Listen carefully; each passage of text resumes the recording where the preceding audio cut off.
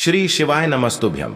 हर हर महादेव। दोस्तों, आप सभी लोग जानते हैं कि 5 जुलाई 2024 यानी शुक्रवार को पड़ रही है आषाढ़ अमावस्या, जो बहुत ही खास है। और दोस्तों, ये वो अमावस्या है जो कि आषाढ़ महीने में शुक्रवार को पड़ रही है।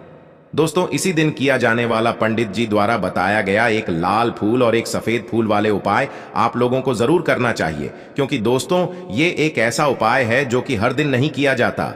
आषाढ़ महीने में जो अमावस्या आती है उसी दिन किया जाता है। अगर आप लोगों ने इस उपाय को नहीं किया है या किसी कारणवश नहीं कर पाए हो तो इस आषाढ़ अमावस्या के दिन इस उपाय से मत चूकना। दोस्तों देखिए, ये दिन इतना खास होता है, इतना महत्वपूर्ण होता है। देखा गया है कभी कभी बड़े बड़े पूजा पाठ अनुष्ठान से जो मनोकामना पूर्ण नहीं होती है, वह आषाढ़ अमावस्या के दिन एक छोटे से उपाय करने से ही आपकी मनोकामना पूर्ण हो जाती है। और बहुत सारे लोगों ने इस उपाय को किया भी है और उनको इस उपाय को करने का फल भी जरूर मिला है।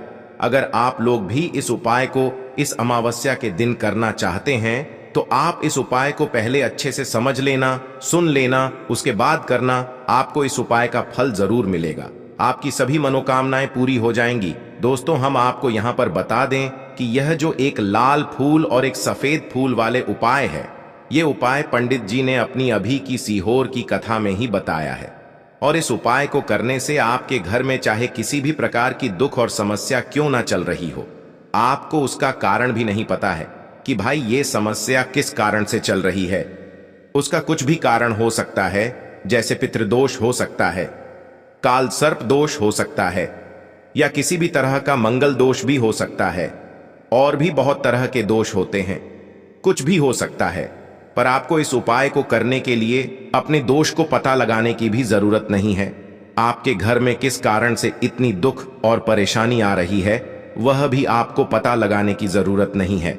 बस शुक्रवार को अमावस्या के दिन इस उपाय को कर लेना, क्योंकि इसी एकमात्र उपाय को करने से आपके पूरे घर परिवार में सुख और शांति हो जाएगी। आपके घर में अच्छे अच्छे काम होने लगेंगे। आपकी जो भी मनोकामना होगी वह भी धीरे धीरे करके पूर्ण होना शुरू हो जाएंगी।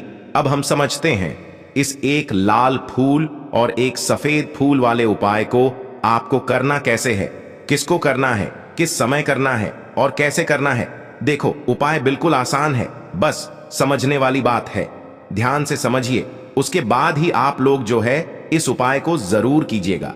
सबसे पहली चीज हम लोग ये समझते हैं कि इस एक लाल फूल और एक सफेद फूल वाले उपाय को इस आने वाली अमावस्या के दिन किसको करना है। तो देखिए, इस उपाय को घर के सभी सदस्यों को करने की बिल्कुल भी जरूरत नहीं है। घर में से कोई एक मुख्य बड़ा सदस्य ही इस उपाय को करेगा, तो उस घर परिवार के सभी सदस्यों को इस उपाय को करने का फल मिल जाएगा। पर वो बड़ा सदस्य कौन होगा, कौन व्यक्ति इस उपाय को करेगा? तो यहां पर देखिए, हम आपको बता दें, घर की जो बड़ी माताएं बहनें होंगी, घर की बड़ी माताओं बहनों में से कोई भी एक माता बहन इस वाले उपाय को कर सकती है अपने पूरे घर परिवार के लिए। घर में सभी सदस्यों को इस उपाय को करने की जरूरत नहीं है। मात्र घर की जो बड़ी माताएं बहनें हैं, उनमें से कोई भी एक माता बहन इस वाले उपाय को करेगी तो उसके घर परिवार के पूरे सदस्यों को इस उपाय का फल मिलेगा। अगर किसी कारणवश माताएं बहनें घर में उपस्थित ना हो या वो इस उपाय को ना कर रही हो, कुछ दिक्कत हो, तो भाई उस जगह पर फिर घर का कोई बड़ा व्यक्ति भी इस उपाय को कर सकता है। माताओं बहनों के कहने का मतलब ये था कि माताएं बहनें घर की लक्ष्मी होती है। जब घर की लक्ष्मी कोई उपाय करती है तो निश्चित ही भगवान शिव जी बहुत जल्दी प्रसन्न होते हैं और उपाय का फल में बहुत जल्दी और बहुत बड़ा करके भी यहाँ पर देते हैं। तो आप लोग ये बात समझ गए होंगे। अब हम ये बात समझते हैं कि इस वाले उपाय को हमें करना किस समय है। एक लाल फूल और एक सफेद फूल वाले उपाय को हमें अमावस्या के दिन करना किस समय है। तो देखिए, इस उपाय को करने का जो समय है, सुबह का समय भी है और शाम का समय भी है। अब देखिए, यहां पर हम मुख्य रूप से सुबह का समय नहीं बोलेंगे, क्योंकि देखिए ये जो अमावस्या तिथि है और आप सभी लोग जानते हैं अमावस्या के दिन का प्रदोष काल का मतलब शाम का जो समय होता है ना, इस दिन भगवान शिव जी का सबसे प्रिय दिन होता है। तो आप लोग इस एक लाल फूल एक सफेद फूल वाले उपाय को सुबह के समय भी कर सकते हो और शाम के समय प्रदोष काल में भी कर सकते हो। सुबह के समय अगर कर रहे हो तो 10 या फिर 11 बजे तक भी अगर उपाय करोगे तो भी आपको उपाय का फल मिलेगा। वही अगर शाम के समय कर रहे हो तो इस दिन जरूर शाम के समय का ध्यान रखना कि शाम के 6 बजे से लेकर 7 बजे के बीच में अगर आप इस उपाय को कर सकते हो तो बिल्कुल कर लेना, पूरी कोशिश करना। पर अगर किसी कारणवश इस समय के बीच में ना कर पाओ तो रात 8 बजे तक भी अगर आप उपाय को करोगे तो आपको उपाय का फल जरूर मिलेगा। ये बात आपको समझ आ गई कि आप इस उपाय को सुबह और शाम दोनों समय कर सकते हो। मतलब करना आपको एक ही समय है, घर में से किसी एक ही बड़े व्यक्ति को करना है, पर एक ही बार इस उपाय को करना है, दोनों समय नहीं करना है। आपको जो समय अच्छा लगे आप उस समय पर इस वाले उपाय को कर सकते हैं। तो चलिए जानते हैं इन विशेष उपायों के बारे में। लेकिन उससे पहले जो भी मेरे भाई मेरी प्यारी बहनें आज चैनल पर पहली बार आए हैं या मेरी आवाज आज पहली बार सुन रहे हैं, अगर आप भी महादेव के सच्चे भक्त हैं तो वीडियो को लाइक और चैनल को सब्सक्राइब जरूर कर लें और कमेंट बॉक्स में लिखे हर हर महादेव, ओम नमः शिवाय। देखो, अब सबसे महत्वपूर्ण बात आती है कि इस उपाय को हमें करना किस लिए है। जैसा कि हमने अभी आपसे बोला कि इस उपाय को करने के बाद आपके जीवन में बहुत सारी खुशियां आएंगी, आपकी मनोकामनाएं पूर्ण होंगी, आपकी धन की समस्या दूर होगी, आपकी पैसों की समस्या दूर होगी। अब देखिए, अगर आप लोग सोच रहे हो कि भाई हमें अपना घर बनाना है पर घर बनाने के लिए पैसा नहीं है, हमें गाड़ी लेना है पर गाड़ी लेने के लिए पैसा नहीं है, हमें जमीन लेना है पर जमीन लेने के लिए पैसों की कमी पड़ी डीडीएच रही है। अगर ऐसी ही दिक्कत, परेशानी या किसी भी तरह की धन से जुड़ी हुई समस्या या पैसों से जुड़ी हुई समस्या अगर आपके जीवन में चल रही है तो यह उपाय निश्चित ही आपके जीवन में बहुत सारे फल लाकर दे सकता है। इसीलिए अगर आपके घर में बहुत ज्यादा दिक्कत, समस्या, परेशानी चल रही है, धन से जुड़ी हुई, पैसों से जुड़ी हुई, धन की बहुत ज्यादा कमी आ रही है, पैसों की बिल्कुल आवक नहीं हो रही है, तो भाई आप लोगों को इस वाले उपाय को जरूर करना चाहिए। घर में से किसी एक भी बड़े व्यक्ति को। अब इस उपाय में करना क्या है, वो सबसे पहले हम लोग जान लेते हैं उपाय की सामग्री। हम लोग सबसे पहले जानते हैं कि इस उपाय में किस किस चीज की आवश्यकता पड़ेगी। तो देखिए, उपाय का नाम तो एक लाल फूल और एक सफेद फूल वाला उपाय है, पर इस उपाय में कुल मिलाकर 4 सामग्री हमें लगने वाली है, जो कि पंडित जी ने खुद सीहोर वाली कथा में बताया है। और जो हम आपको उपाय बताते हैं वो पंडित जी द्वारा बताए गए होते हैं, अलग से हम कुछ भी नहीं बताते हैं। तो यहां पर हम लोग समझते हैं कि इस उपाय की सामग्री क्या है। तो देखो, उपाय की जो सामग्री है वो 4 सामग्री है, जिसमें से सबसे पहली सामग्री है एक बेलपत्र। देखो, बेलपत्र क्या होती है? बेलपत्र जो शिव की शिवलिंग पर चढ़ती है। दूसरी चीज है एक शमी पत्र, शमी पत्र, वो जो शिवलिंग पर ही चढ़ता है। तीसरी चीज है दोस्तों एक लाल फूल, जो उपाय का नाम है। तो एक यहां पर आपको लाल फूल लेना है। अब ये लाल फूल कौन सा लेना है? देखो, शिवलिंग के ऊपर जो लाल फूल चढ़ता हो उनमें से कोई भी एक लाल फूल पसंद कर लेना और वो कहीं से तोड़कर या कहीं से खरीद कर लेकर आना और उस लाल फूल को उपाय में प्रयोग कर लेना।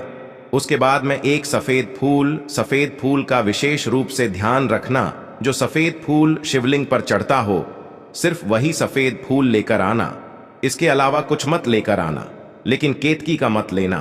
तो एक एक मात्रा में ही आपको ये चारों सामग्री चाहिए। एक बेलपत्र, एक शमी पत्र, एक लाल फूल और एक सफेद फूल। ये चारों सामग्री आप लोग तैयार करके रख ले। प्रदोष काल में या सुबह के समय जब भी आप इस उपाय को कर रहे हैं, जैसे ही आपके उपाय की सामग्री तैयार हो जाती है तो क्या हम सीधा उपाय को करने के लिए इन चारों सामग्री को लेकर उपाय करने के लिए जा सकते हैं? नहीं, तो यहां पर आपको इस बात का ध्यान रखना है कि हम भगवान शिव जी को प्रसन्न करने के लिए तो जा रहे हैं, हम अपनी मनोकामना को पूर्ण करवाने के लिए तो जा रहे हैं, पर हमें यह दर्शाना बिल्कुल भी नहीं है कि हम सिर्फ अपने फायदे के लिए भगवान शिव जी के मंदिर में आए हैं। इसलिए हम इस उपाय को करने के साथ साथ में भगवान शिव जी की पूजन अर्चना के लिए कुछ सामग्री भी जरूर लेकर जाएंगे। जैसे कि सुबह के समय अगर आप उपाय को कर रहे हो इस एक लाल फूल और एक सफेद फूल वाले उपाय को, तो भाई सुबह के समय आपको एक लोटा जल लेकर जाना है। जो लोग प्रतिदिन शिव जी के मंदिर जाते हैं, पूजन अर्चना करते हैं, जल चढ़ाते हैं, फूल बेलपत्र सब कुछ चढ़ाते हैं, भाई वो अपनी पूजन अर्चना वैसी की वैसी ही करना। बाकी जो सिर्फ उपाय को करने के लिए जा रहा है, जो कुछ भी लेकर नहीं जा रहा है, उसे कम से कम 1 लोटा जल अपने घर से जरूर भर कर लेकर जाना। अगर आप उपाय को कर रहे हो, है ना, क्योंकि इस वाले उपाय को आप भगवान शिव जी की पूजन अर्चना करने के बाद ही करना। वहीं अगर बात करें शाम के समय की, अगर कोई व्यक्ति शाम के समय प्रदोष काल में इस वाले उपाय को कर रहा है, तो भाई आपको मात्र 1 घी का दीपक तैयार करना है। ये बात हम हमेशा बोलते हैं, शाम के समय प्रदोष काल में कोई कर रहे हो ना, तो दीपक का विशेष महत्व होता है। अमावस्या के दिन का प्रदोष काल में जो भी व्यक्ति दीपक जलाता है ना भगवान शिव जी के मंदिर में, भाई उसके जीवन से सारी दुख और परेशानियां भी दूर होती हैं। तो भाई इस दिन दीपक का विशेष रूप से ध्यान रखना आप लोग। अगर आप इस उपाय को शाम के समय प्रदोष काल में कर रहे हो, है ना, ये जो दीपक आप लोग लोगे, ये आटे का लोगे। जो आटा आप गूंद दोगे उसके अंदर कुछ भी मत डालना, मात्र साधा आटा लगाकर उसे तैयार कर लेना और 1 मीडियम साइज का दीपक तैयार कर लेना। वो दीपक ना ज्यादा छोटा हो ना ज्यादा बड़ा हो, है ना। उसके बाद में दीपक आपका तैयार हो जाए तो इसके अंदर जो बत्ती रखोगे वो गोल बत्ती रखोगे। देखो गोल बत्ती भी 2 तरह की होगी, एक बाजार की और एक घर वाली।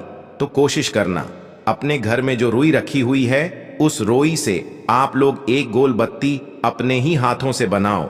उपाय का फल अच्छा मिलता है, भगवान शिव जी जल्दी प्रसन्न होते हैं। जब हम किसी भी उपाय को अपने हाथों से परिश्रम करके तैयार करते हैं तो आपको उस दीपक के अंदर एक गोल बत्ती रख देनी है। इसके अंदर जो चीज आप लोग डालोगे वो डालोगे। शुद्ध देसी गाय का घी, इस बात का विशेष रूप से ध्यान रखना, शुद्ध देसी गाय का घी ही डालना है, तेल वगैरह नहीं। आज के दिन तो मत डालना, अमावस्या के दिन, क्योंकि भगवान शिव जी का सबसे प्रिय दिन और प्रिय समय पर हम लोग इस वाले उपाय को कर रहे हैं। तो थोड़ा सा शुद्ध देसी गाय का घी इतना डालना कि वो दीपक कुछ समय तक चल सके ना।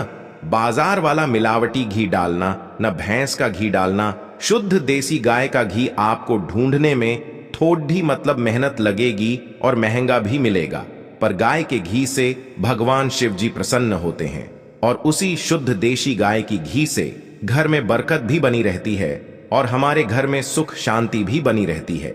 इसलिए इस शुद्ध देशी गाय का घी को अपने घर में हमेशा रखा करो।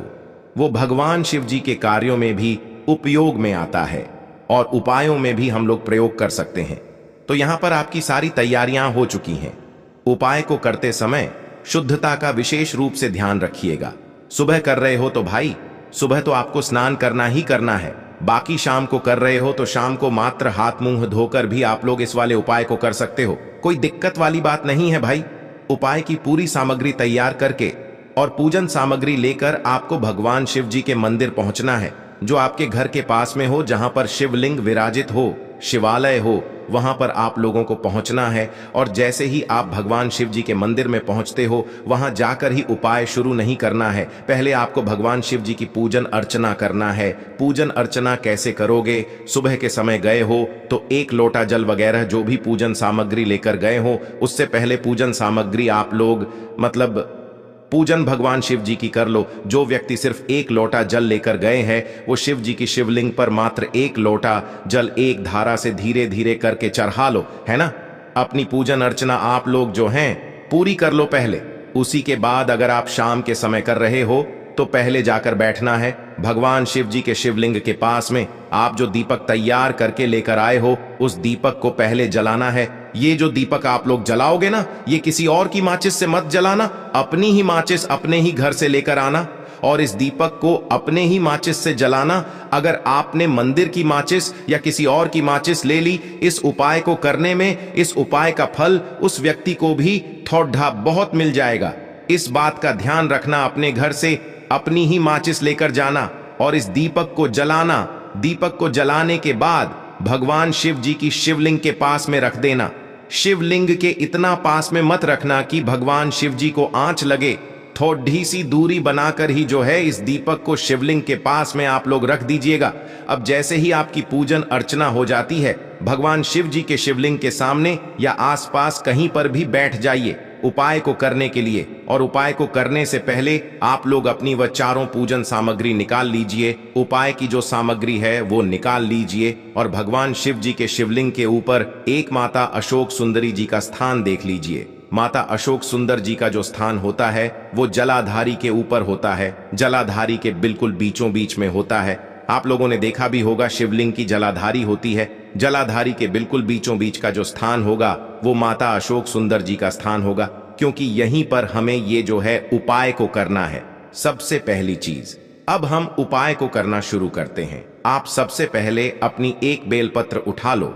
एक बेलपत्र को आपको माता अशोक सुंदरी जी वाले स्थान पर सबसे पहले समर्पित करना है। बेलपत्र की डंडी का मुख होगा जलाधारी की तरफ, जहां से जल बहता है और नीचे गिरता है, और बीच वाली बड्डी पत्ती का मुख मतलब शिवलिंग की तरफ होगा।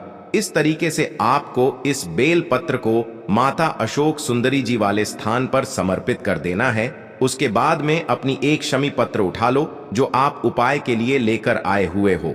शमी पत्र को उठाकर शमी पत्र की भी जो डंडी का भाग होगा वो जलाधारी की तरफ करके, जहां से जल बहता है नीचे गिरता है उस तरफ करके, और पत्ती वाला भाग शिवलिंग की तरफ करके इस शमी पत्र को भी उस बेल पत्र के ऊपर आपको समर्पित कर देना है। समर्पित करने के बाद अब आप ले लो अपना एक लाल फूल जो आप उपाय को करने के लिए लेकर आए हुए हो। इस लाल फूल का जो खिला हुआ भाग होगा, चाहे वो गुलाब का फूल हो, चाहे कोई सा फूल जो शिवलिंग पर चढ़ता हो, भाई उस फूल का जो खिला हुआ भाग होगा वो शिवलिंग की तरफ होगा। बाकी जो पीछे का भाग होगा फूल का वो जलाधारी की तरफ, जहां से जल बहता है नीचे गिरता है उस तरफ होगा। और आखिरी में आपका जो एक सफेद फूल बचा हुआ है, इस सफेद फूल को भी आपको लेना है और सफेद फूल का जो खिला हुआ भाग होगा वो शिवलिंग की तरफ होगा, जहां पर शिवलिंग रखा हुआ है उस तरफ होगा, और डंडी का भाग जलाधारी के पीछे की तरफ हो जाएगा। मतलब जो जहां से जल बहता है और नीचे गिरता है। जब आप लोग एक बेलपत्र, एक शमी पत्र और एक लाल फूल, एक सफेद फूल चढ़ा रहे हो, तो उस समय आप लोगों को कांता भगवान या कांता चक्र का नाम लेते हुए ही जो है इस उपाय को करना है, और भगवान शिव जी और नारायण जी का स्मरण करते हुए ही इस उपाय को आपको करना है। तो जब भी आप एक बेल पत्र, एक शमी पत्र, एक लाल फूल और एक कमी हो रही है, जो भी दुख और समस्या परेशानी चल रही हो, आपको अपनी वह दुख और परेशानी जो है भगवान शिव जी से उपाय को पूरा करने के बाद वहीं पर पास में बैठकर बोल देना है। हाथ जोड़ के आंखें बंद करके अपनी परेशानी और श्री शिवाय नमस्तुभ्यम का जाप करना है। दोस्तों, आज हमने इस वीडियो में कुछ उपाय बताए हैं जो आपको करने हैं। अगर आपको वीडियो अच्छी लगी हो तो वीडियो को 1 लाइक और चैनल को सब्सक्राइब जरूर करें। हर हर महादेव।